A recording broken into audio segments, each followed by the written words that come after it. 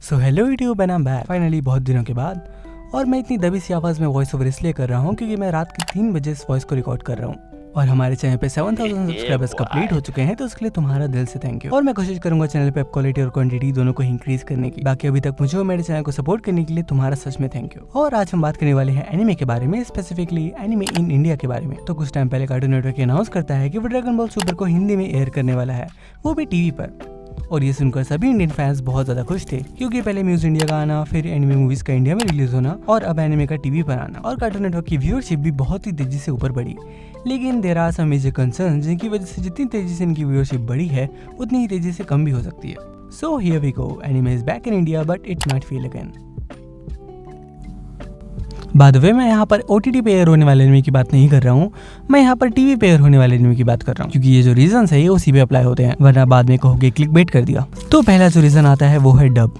और मेरे according Hindi dub में जो मेजर प्रॉब्लम्स आती है वो है स्क्रिप्टिंग की एंड टोन की। हर एनिमे का एक डिफरेंट थीम होता है और इस थीम को मेंटेन रखने में वॉइस एक्टिंग का बहुत बड़ा इंपॉर्टेंट रोल होता है। यूजुअली जो हिंदी डब होता है, स्पेशली एनिमेटेड शोज का, उसमें कैरेक्टर्स को काफी ज्यादा ऐसी गूफी और फनी टाइप का बना दिया जाता है, शायद इसलिए क्योंकि उन्हें लगता है कि वैसे बच्चे देखेंगे एंड बच्चों को ऐसा सब कुछ पसंद आता है। बट टू बी ऑनेस्ट, जो ड्रैगन बॉल का अभी वाला डब था ये काफी ज्यादा एक्यूरेट था। लाइक एकदम से मैं परफेक्ट तो नहीं कहूंगा, बट स्टिल जो पिछले डब्स रहे हैं उनसे काफी ज्यादा बेटर था। और टोन के बाद जो सेकंड चीज आती है वो है स्क्रिप्टिंग की। तो इसका एग्जांपल मैं तुम्हें अभी रिसेंट आई एवेंजर्स एंड गेम और एवेंजर्स इन्फिनिटी वॉर से बताता हूँ। तो इन दोनों ही मूवीज में जो टोनैलिटी है वो बहुत ही अच्छे तरीके से मेंटेन होती है, उनकी वॉइस उन कैरेक्टर्स पे परफेक्टली सूट होती है। लेकिन फिर भी जहाँ पर बात आती है स्क्रिप्टिंग की, तो वो मूवीज भी बहुत गंदा करती है। एंड ये चीज पहले की मूवीज में बहुत ज्यादा होती थी। लाइक जब वो हिंदी में डब करते थे हॉलीवुड मूवीज को, तो उसे वर्ड टू वर्ड शुद्ध हिंदी में डब कर दिया जाता था, जिसकी वजह से वो बहुत ज्यादा वियर्ड लगता था देखने, क्योंकि वास्तविकता में कोई इस प्रकार से वार्तालाप नहीं करता है जैसे कि इन चलचित्रों में प्रदर्शित कर दिया जाता है। एंड चलो पहले तो ये होता भी था, लेकिन इन्फिनिटी वॉर एंड गेम में भी ये चीज हुई। इन्फिनिटी स्टोन्स को इन्होंने अनंत बंडिंग कर दिया और अवेंजर्स असेंबल को इन्होंने अवेंजर्स आक्रमण कर दिया। पता नहीं किस गधे का आइडिया था ये, बट इसलिए मैं कहना चाह रहा हूँ कि यहाँ पर जब स्क्रिप्टिंग की जाती है तो काफी ज्यादा इनएक्यूरेसी होती है, इस वजह से जो फील है वो बहुत ज्यादा बिगड़ जाती है। एंड मूवीज में तो इतने टाइम से डब होते आ रहा है और अभी भी ये प्रॉब्लम एग्जिस्ट करती है, तो फिर एनिमे में तो ये अभी स्टार्टिंग ही है, तो इसमें भी सेम प्रॉब्लम काफी ज्यादा हो सकती है। वैसे ऑनेस्टली ड्रैगन बॉल का जो ये वाला डब था ये काफी ज्यादा बेटर था, लेकिन इसमें इन्होंने शुद्ध हिंदी में नहीं पेला है, इसमें बीच बीच में इंग्लिश वर्ड यूज होते हैं। एंड एक बात आती है एक्सेप्टेंस की भी, क्योंकि अभी जो ऑडियंस है वो अभी तक जापानीज डब देखते हुए आ रही है। एंड कितना भी कहो जापानीज डब बहुत ज्यादा अच्छा होता है।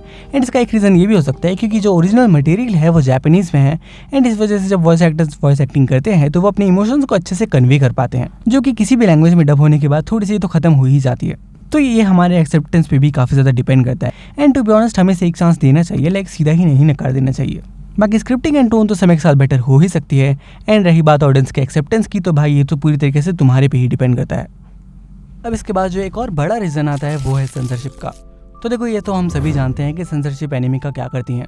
अब वैसे तो I don't support smoking, in fact I hate it, but cinema में अगर किसी कैरेक्टर को स्मोक करते हुए दिखाया जा रहा है तो वो हमें उस कैरेक्टर की कैरेक्टरिस्टिक्स के बारे में बहुत कुछ बताता है। एंड ऐसे में अगर तुम उस कैरेक्टर की सिगरेट हटाकर वहाँ पर लॉलीपॉप लगा दोगे तो वो बहुत ही ज्यादा वियर्ड लगेगा देखने में। अब तुम खुद इमेजिन करो कि सर क्रोकोडाइल एक इतना बैडस कैरेक्टर है, उसके मुंह में तुम एक लॉलीपॉप पकड़ा दोगे तो कितना चूतिया लगेगा वो।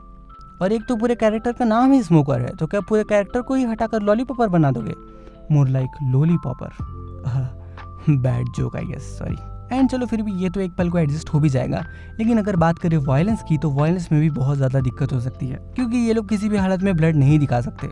एंड हम जानते हैं कि हमारे मोस्टली फेवरेट एनिमेज शोनन ही होते हैं, एंड शोनन में हर फाइट सीन में कहीं ना कहीं खून दिख ही जाता है। अब देखो, ये रियल में भी पॉसिबल नहीं है कि अगर लड़ाई हो रही थी खून ना निकले। इस वजह से अगर किसी लड़ाई में से खून कम्प्लीटली हटा दिया जाता है तो वो बहुत ज्यादा अनरियल और फेक सा फील होगा। एंड टू बी ऑनेस्ट, थोड़ा सा चाइल्डिश भी लगेगा। जो योर का ये वाला सीन था, इसे चाइना में सेंसर कर दिया गया और इस रेड ब्लड को हटाकर यहाँ पर पता नहीं क्या व्हाइट सा लगा दिया गया। व्हाइट सा ये है क्या? छोड़ो, हम वहाँ नहीं जाने वाले। I hate my dirty mind. तो इस एग्जांपल से तुम देख ही सकते हो कि किसी भी सीन में से ब्लड को हटाने पे वो कितना ज़्यादा वियर्ड बन जाता है। और अगर ये लोग ऐसा करते हैं तो फील बहुत ज़्यादा खराब होने वाली है, जिस वजह से जो करंट ऑडियंस है, जिसे ऑलरेडी आदत हो चुकी है, वो इसे एक्सेप्ट नहीं करने वाली। एंड झूठ नहीं कहूँगा, मैं खुद ही इसे एक्सेप्ट नहीं कर सकता। अब देखो, ऐसा नहीं है कि ब्लड शेड टीवी पर दिखाया ही नहीं जा सकता। मैंने अपनी फैमिली के साथ बैठकर डेडपूल के दोनों पार्ट देखे हैं, भले उनको कुछ समझ नहीं आया, पर स्टिल मैं कहना चाह रहा हूँ कि ब्लड शेड दिखाया जा सकता है, बस बात है बाउंड्रीज थोड़ी सी पुश करने की। एंड अगर ये लोग ऐसे लॉलीपॉप पकड़ाएंगे और ब्लड को हटा के वाइट बना देंगे तो वो देखने में बहुत ज़्यादा वियर्ड लगेगा, एंड मुझे नहीं लगता कि लोग इसे एक्सेप्ट करेंगे। तो अब देखो, तीसरा और मेरे हिसाब से सबसे इंपॉर्टेंट फैक्टर आता है ऑडियंस का। तो तुम एक्सेप्ट करोगे या नहीं ये तो बात की बात है, लेकिन तुम्हारे पास देखने के लिए टाइम है या नहीं ये पहले आता है। एंड ये सभी जानते हैं कि एनिमे की अभी भी मेजॉरिटी ऑडियंस टीनेजर्स ही है, मेरी तुम्हारी जैसी, जिनके पास स्कूल कॉलेज और जॉब के बाद इतना टाइम नहीं बचता कि वो डेली अपनी लाइफ का 1 घंटा निकाल के टीवी के सामने बैठ के देख, वो भी एड्स के साथ। उसके कंपैरिजन में तुम अपने फोन पे देखना प्रेफर करोगे, क्योंकि तुम उसमें जब चाहे तब देख सकते हो, तुम्हें एड्स की भी चिंता नहीं है। ऊपर से यहाँ पर तुम्हें अनसेंसर्ड वर्जन भी देखने को मिलेगा और यहाँ पर डब भी तुम्हें बेटर ही मिलेगा। तो ऐसा हो सकता है कि स्टार्टिंग में तो लोगों ने बहुत ज्यादा सपोर्ट किया है, क्योंकि एकदम जोश था लाने का इंडिया में एनिमे, लेकिन धीरे धीरे ये कम हो सकता है, क्योंकि अभी गर्मियों की छुट्टी के बाद सभी अपनी लाइफ में बहुत ज्यादा बिजी हो जाएंगे एंड फिर उसके बाद अपनी लाइफ से 1 घंटा निकाल के टीवी के सामने बैठना is quite difficult for everyone. तो हो सकता है जो व्यूअरशिप है वो अचानक से नीचे जाने लगे। बाकी मैं खुद भी नहीं चाहता कि व्यूअरशिप नीचे जाए। तो बात करते हैं कि इसके पॉसिबल सॉल्यूशंस क्या हो सकते हैं।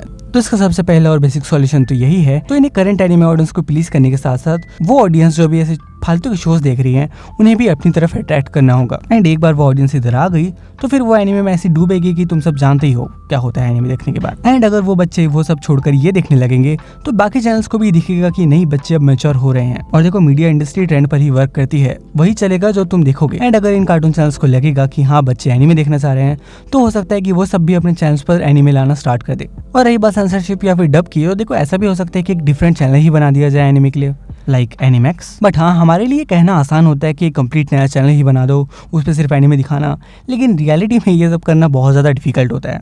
एंड अगर अच्छी व्यूअरशिप नहीं दिखेगी तो शायद कोई भी इतना बड़ा बोल्ड स्टेप नहीं लेगा, क्योंकि कुछ भी करने में लगता है पैसा, एंड वो बहुत बड़ी चीज़ होती है, जो कि इस वक्त अचानक से तो पॉसिबल नहीं है, बट हाँ फ्यूचर में ऐसा हो सकता है। एंड वी रियली होप कि एक नया चैनल ही आ जाए एनिमे के लिए। तो इतना था आज की वीडियो के लिए। अब इस बात पर तुम्हारा ओपिनियन क्या है तुम कमेंट करके जरूर बताना, और ऐसे और क्या पॉसिबल सॉल्यूशन और प्रॉब्लम हो सकते हैं ये भी बताना। बाकी 7000 सब्सक्राइबर्स के लिए एक और बार दिल से थैंक यू, और मिलेंगे नेक्स्ट वीडियो में। तब तक के लिए तुम ये वाले पुराने वीडियोस चेकआउट